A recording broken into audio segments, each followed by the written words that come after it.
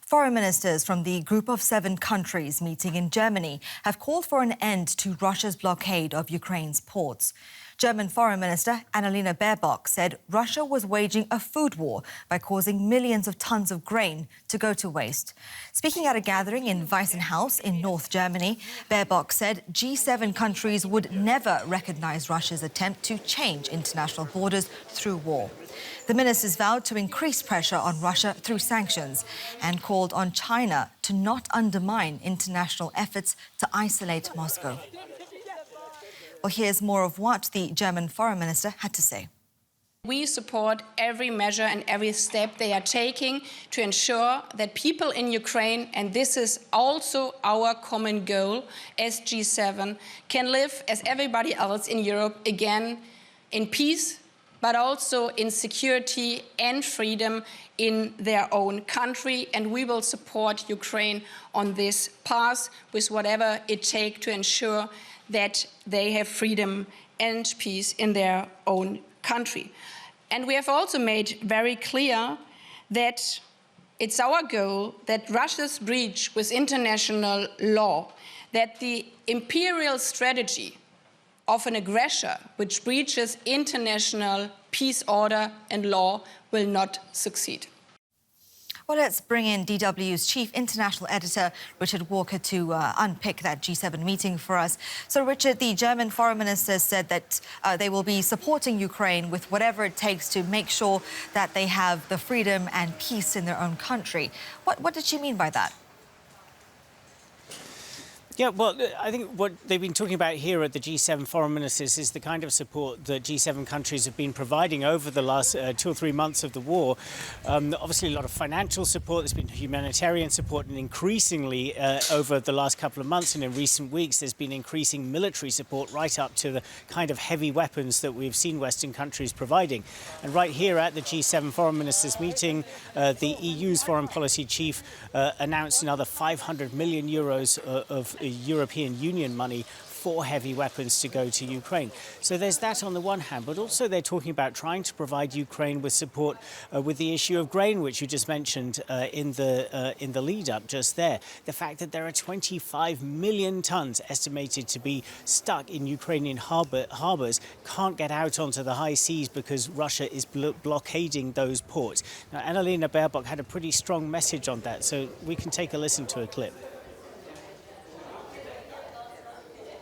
Millions of tons of grain are blocked by Russia in Ukraine's ports. In a historic moment of this kind, we as G7 must ask ourselves the question of whether in this year, 2022, we have done enough in order to mitigate the impact and crisis of this war together.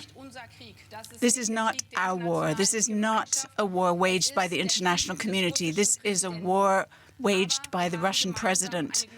But we share a global responsibility. And looking forward, there will be talks around Sweden and Finland possibly joining NATO. What's the latest on that? Yeah, that's right. So the kind of diplomatic action here in Germany is moving down to Berlin now, where the countries that are members of NATO will be gathering for a meeting over the next couple of days. In Finland and Sweden, they will be present at that meeting too, because those two countries now want to join NATO as a response to Russia's invasion of Ukraine, to boost their own security. But just at the last minute, Recep Tayyip Erdogan, the Turkish president, on Friday said that he was sceptical about these two countries joining NATO, that he objected to them as supposedly harbouring terrorists. So I put a question to Annalena Baerbock, the German foreign minister, just earlier, given that Germany has strongly supported the accession of these two countries to NATO, what she made of Erdogan's comments. So we can take a listen to that clip too. In no uncertain terms, it wasn't NATO that convinced Finland and Sweden or pushed Finland and Sweden to join NATO. It was entirely down to the behavior and actions of the Russian president, because he has basically forced them into this alliance because they wanted to live peacefully with their neighbors. And I very much hope that their accession is approved. So clearly showing signals of hope and optimism for these accession talks to be approved. How likely is that to happen?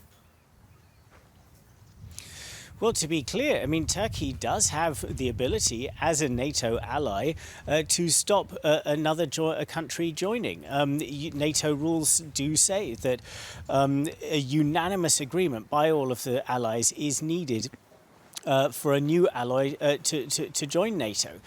But what is not clear yet, and this is really very fresh, these comments from Recep Tayyip Erdogan, is just how serious he is, if he really does want to go to the point of completely blocking Sweden and Finland from joining NATO, or if he's known as a leader who's kind of transactional in his diplomacy, if he wants something, if he's out to get some kind of concession. So certainly, though, you can expect this weekend of diplomacy as it moves down to Berlin to be quite frantic in trying to work out what are the Turks playing at here?